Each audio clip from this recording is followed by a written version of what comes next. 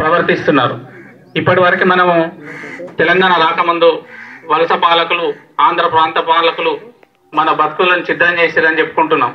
ఇప్పుడు తెలంగాణ వచ్చి 2 సంవత్సరాలు అయినా కూడా తెలంగాణ రైతుల దుస్థితి లోపల ఎలాంటి మార్పు జరగలేదు.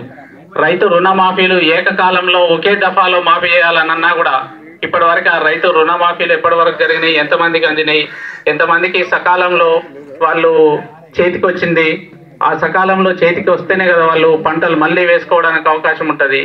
అదంతా ఒక తతంగం లాగా నడుస్తున్న తప్ప అది అమలు కావడం లేదు.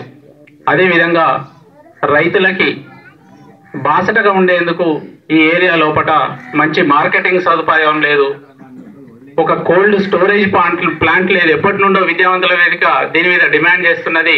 ఈ ప్రాంత ప్రజల అవసరాల కోసం ఒక కోల్డ్ స్టోరేజ్ ప్లాంట్ ఉంటే వారు గిట్టుబాటు ధర లేనట్టయితే, వాళ్ళకి ఒకవేళ ధర నచ్చినట్లయితే వాటిలలో దాచుకొని తర్వాత ధర పెరిగిన తర్వాత అమ్ముకునే పరిస్థితి లేదు.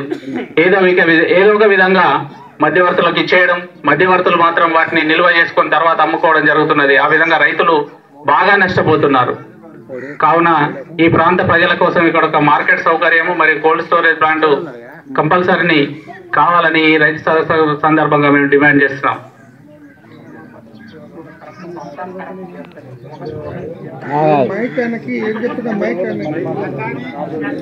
మాట్లాడతావా? అయితే విత్తనాలు కూడా చాలా మంది పత్తి విత్తనాలు వేస్తారు. అవి నాసిరకం విత్తనాలు కొనడం మూలాన రైతులు చాలా నష్టపోతున్నారు.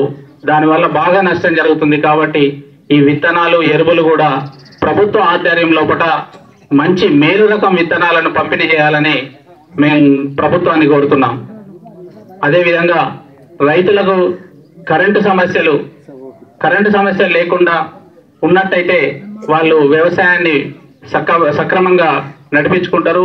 అవన్నింటినీ సక్రమంగా జరిగే విధంగా ప్రభుత్వం చర్యలు తీసుకోవాలి. మరియు ఈ ప్రాంత ప్రజల యొక్క సాగునీరు, ఇప్పుడు మన గోదావరి పక్కనే ఉంటుంది, మన పొలాలన్నీ బేళ్లు మారిపోతున్నాయి. ఆ విధంగా కాకుండా ఇక ఈ ప్రాంత ప్రజలకు సాగునీరు, త్రాగునీరు ఇక్కడ అందించిన తర్వాతనే ఇక్కడ నుండి ఎక్కడికైనా తరలించాలని కోరుకుంటున్నాం. ఈ మంచిర్యాల జిల్లా, ఇప్పుడు కాబోయే మంచిర్యాల జిల్లా వాటా ఎంతో కూడా గోదావరి నదీ జలాల్లో కూడా ప్రభుత్వం తేల్చాలి.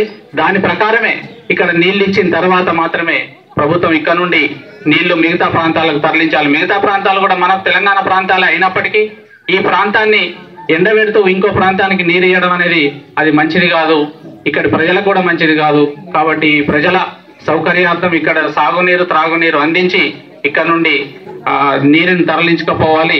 అదేవిధంగా ప్రాజెక్టుల కింద ఏవైతే భూ నిర్వాసితులు అవుతున్నారో వారికి కూడా మంచి పరిహారం ఇచ్చి, అంటే ఏ విధంగానైతే వారికి మేలు రకం పరిహారం ఇచ్చి వారికి వారి యొక్క పునరావాసం కూడా మంచిగా కల్పించి వారికి అనుగుణంగా వారి వ్యవసాయాన్ని కూడా కుంటుపడనీయకుండా చూసుకోవాల్సిన బాధ్యత ప్రభుత్వం పైన ఉన్నదని కోరుకుంటూ ఈ అవకాశం ఇచ్చిన మీ అందరికీ ధన్యవాదాలు తెలియజేస్తున్నాను. జై తెలంగాణ. అమర్ గారికి ధన్యవాదాలు. మాట్లాడాల్సిందే.